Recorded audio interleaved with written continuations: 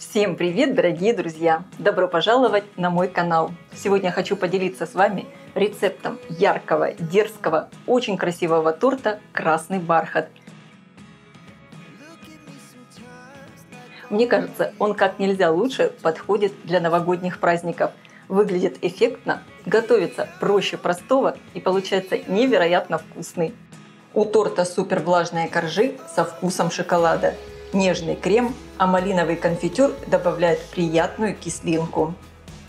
Друзья, если вы хотите чего-то яркого, праздничного, фееричного, рекомендую приготовить этот великолепный торт «Красный бархат».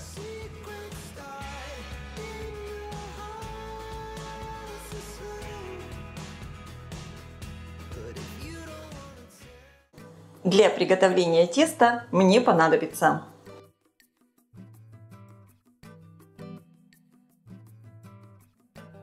в первую очередь я подготовлю краситель. Для рецепта я использую вот такой краситель в порошке. Добавляю его постепенно в теплый кефир. Кефир предварительно я подогрела примерно до температуры 35 градусов. Должен получиться яркий, насыщенный красный цвет. Вот такой цвет меня очень устраивает. Фактически я добавила совсем немного красителя, буквально неполную чайную ложку. Также можно использовать не только красители в порошке, но и гелевые красители. Главное, выбирайте такие, чтобы был красивый красный цвет, ну и, конечно, вы доверяли производителю. И лучше красители смешивать именно с жидкими ингредиентами. В данном случае я развожу в кефире. Выпекать коржи я буду вот в таких разъемных кольцах. Это очень удобно. Я выложила 2 слоя фольги, сверху пергаментная бумага и оборачиваю дно. Точно таким же образом подготавливаю и второе кольцо. Я буду выпекать 2 коржа, каждый из которых потом разрежу пополам. То есть всего торт у меня будет состоять из 4 коржей. Обе формы я переставляю на противень, чтобы потом не надо было ничего передвигать. Перед началом приготовления теста я взвешиваю миску, в которой буду его замешивать. Это нужно для того, чтобы разделить потом тесто пополам. В муку я добавляю какао. Какао для рецепта нельзя использовать много, чтобы коржи потом не стали темными, именно такими шоколадными. Они должны оставаться красными. Добавляю разрыхлитель для теста и добавляю соду. Перемешиваю. Хотя для рецепта используется очень мало какао и совсем нет шоколада, но у коржей получается насыщенный шоколадный вкус. Выкладываю в миску мягкое сливочное масло комнатной температуры. Добавляю щепотку соли, всыпаю сахар и добавляю 1 чайную ложку экстракта ванили. Можно также использовать и ванильный сахар. Хорошо взбиваю масло с сахаром примерно в течение 4-5 минут до пышной светлой массы. Рекомендую использовать мелкокристаллический сахар, так он быстрее растворяется. Теперь в эту массу добавляю растительное масло без запаха. Оно придаст тесту влажность. По одному добавляю яйца и хорошо перемешиваю. Для рецепта я использую яйца среднего размера. Вес яйца со скорлупой примерно 60-65 граммов.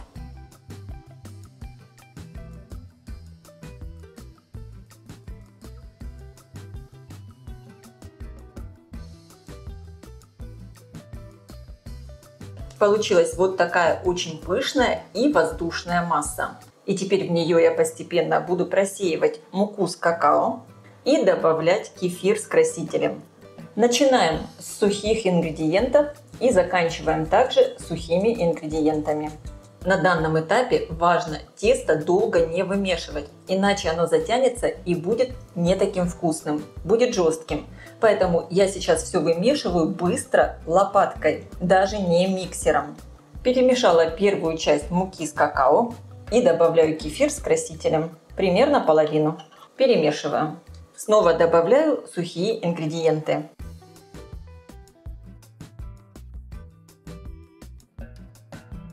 Вливаю весь оставшийся кефир с красителем и просеиваю все оставшиеся сухие ингредиенты. И быстро все перемешиваю. Сейчас я еще быстро все перемешаю миксером, буквально в течение пары секунд. И посмотрите в итоге, какое тесто получилось.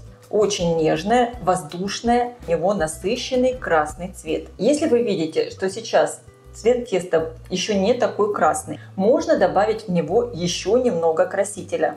Предварительно разведите его буквально в 1 столовой ложке кефира. Я разделила тесто на 2 равные части, каждая примерно по 725 граммов, и выливаю в формы. Аккуратно все разравниваю. Можно тесто еще немного прокрутить шпажкой, тогда оно более равномерно распределится. И сейчас формы с тестом я отправляю выпекаться в разогретую до 160 градусов духовку примерно на 30-35 минут. Конечно, вы смотрите по своей духовке. Противень с формами я ставлю на средний уровень, включен верх и низ. Как видите, выпекаем при более низкой температуре, чтобы сохранить цвет теста. И это тесто нельзя пересушивать, чтобы коржи получились сочными и влажными. Это очень важно. Бисквиты я достала из духовки. Обязательно проверяю их готовность деревянной шпажкой. Как видите, они очень хорошо поднялись. Сверху я их еще немного накрывала фольгой, чтобы они не подрумянились.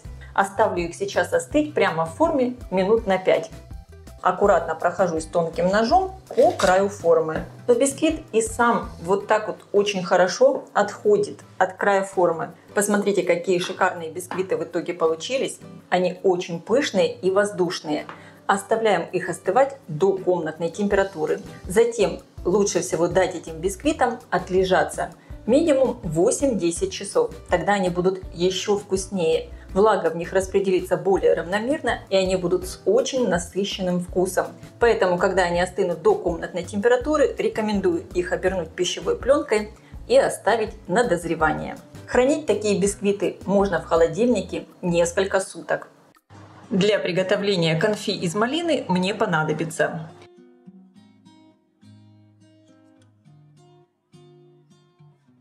Для рецепта я использую замороженную малину. Конечно, можно использовать и свежую. Добавляю сахар. Сахар корректируйте по вкусу. Также сразу я добавляю крахмал. Я использую кукурузный. Хорошо все перемешиваю. И ставлю кастрюльку на плиту. Довожу массу до кипения и провариваю в течение 1-2 минут при постоянном помешивании, чтобы ничего не подгорело. Малину не надо варить долго, чтобы она не потеряла свой красивый цвет. Снимаю малину с плиты. Я хочу сделать мое конфи без косточек, поэтому малину я буду протирать через мелкое сито.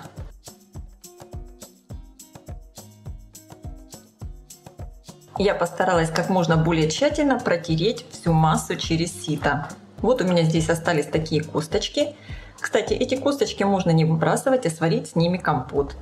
И вот такой очень нежный и красивый конфитюр в итоге у меня получился.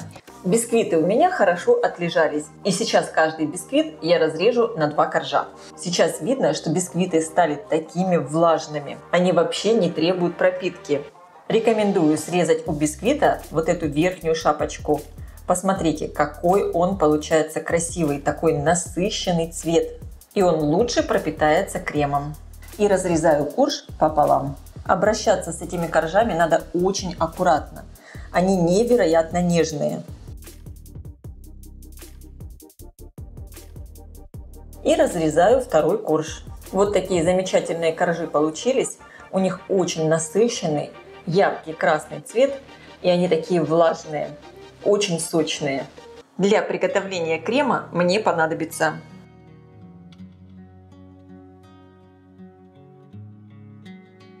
я использую вот такой творожный сыр Филадельфия. Выкладываю сыр в миску. Миску я также немного охладила в холодильнике.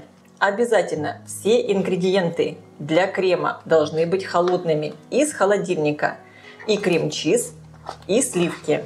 Вот посмотрите, я открываю сыр. Здесь есть вот такая немного сыворотка. Эту сыворотку я сливаю, чтобы она не попала в крем. Тогда он получится более плотный. Вливаю холодные сливки. Жирность сливок должна быть не менее чем 33%.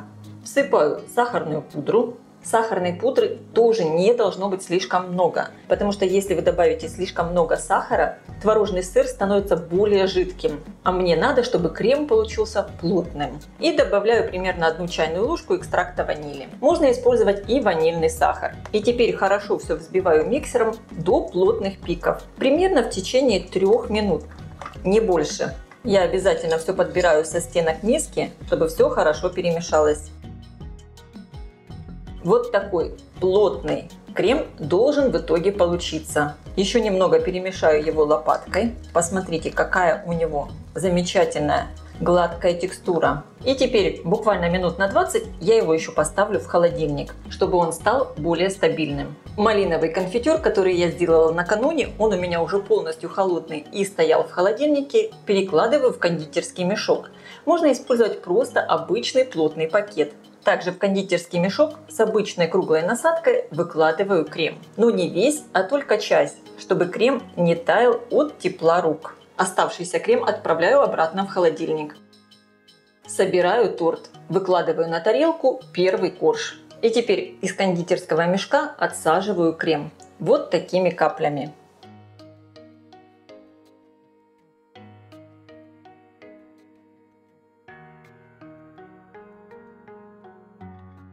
И теперь между каплями крема выдавливаю малиновый конфитюр.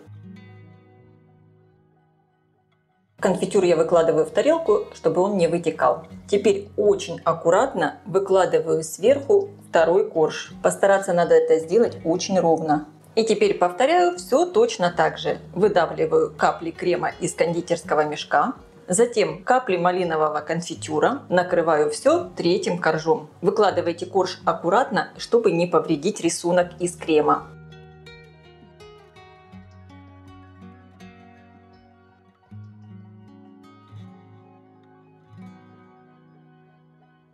Немного конфитюра осталось, если хотите, его можно просто заморозить. Выкладываю сверху последний корж.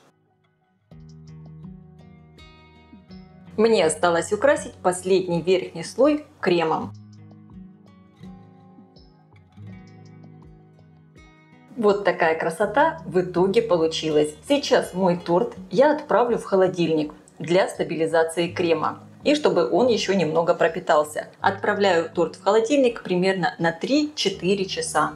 Но даже если этот торт будет стоять и целые сутки в холодильнике, он не поменяет свой внешний вид. Будет вот таким же красивым. Если вы планируете еще какие-то украшения, то украшайте тогда перед самой подачей к столу. Я выложу немного малины.